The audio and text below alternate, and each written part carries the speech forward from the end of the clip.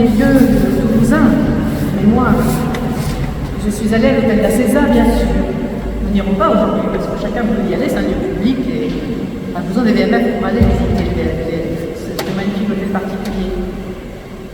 Et il me semble que c'est là un lieu emblématique de ce que nous allons vivre aujourd'hui. Nous allons faire parler les pierres, parce que les pierres se souviennent. Les pierres n'oublient rien.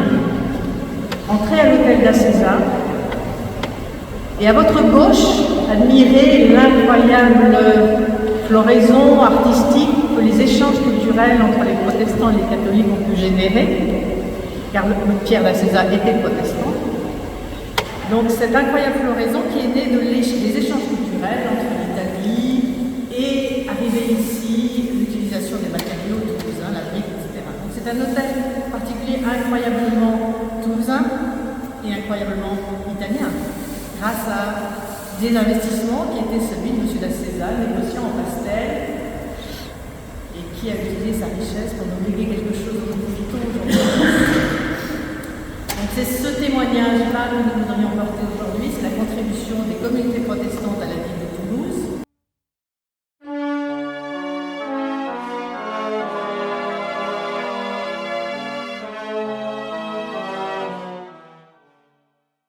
Cette même année 1532 et 1533, Jean de Cartus, qui est originaire de Limoux, lui refuse de revenir sur sa pensée hétérodoxe. Il n'est peut-être même pas totalement luthérien, mais il est quand même plus dans la ligne. Et il est brûlé, condamné et brûlé comme hérétique, peut-être même ici, en face à 1533. D'autres personnages qui sont célèbres dans toute la France et l'Europe à cette époque, qui vont devenir Étienne Dolé, qui est un jeune, ce qu'on appelle un écolier turbulent et, il faut dire, assez méprisant vis-à-vis d'une autorité ou autre, et il donne des discours assez virulents. Il est chassé de la ville en 1534. Pareil alors en espagnol, Miguel de Servetus, qui devient après Michel Servet, qui est aussi chassé de la ville. Et on va trouver ces deux hommes, plus étudiants, mais là, Étienne Dolé est condamné pour hérésie à Paris et exécuté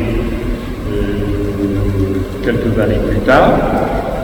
Et Miguel Servet, il est exécuté pour hérésie à Genève par Calvin.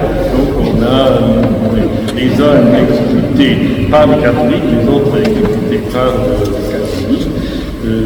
La discussion, ça a toujours été une tâche sur le Calvin du XVIe siècle, pourquoi il a fait brûler Miguel de Servet, et là c'est un autre débat.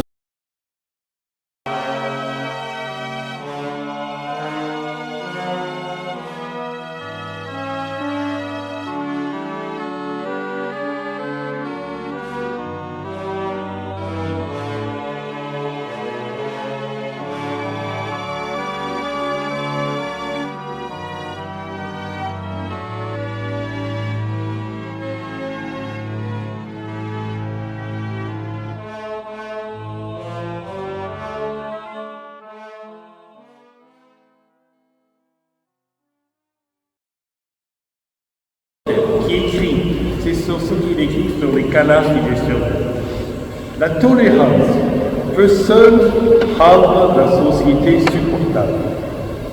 Je ne crois pas point être écarté de mon sujet en rapportant tous ces exemples d'intolérance, en recommandant aux hommes la religion qui les unit et non pas celle qui les divise, la religion qui n'est d'aucun parti, qui forment des citoyens vertueux et non d'imbéciles scolastiques.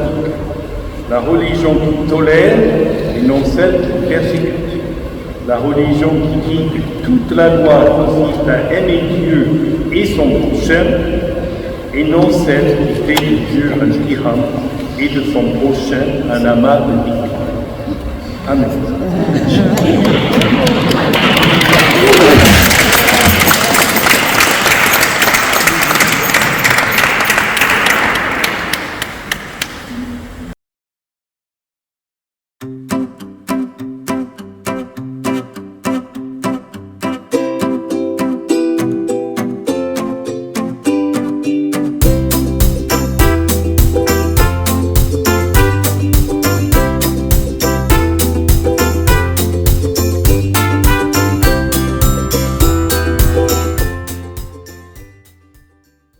matérialiser la porte telle qu'elle était. Dans la tête, c'est une maison qui a été classée monument historique en 1989.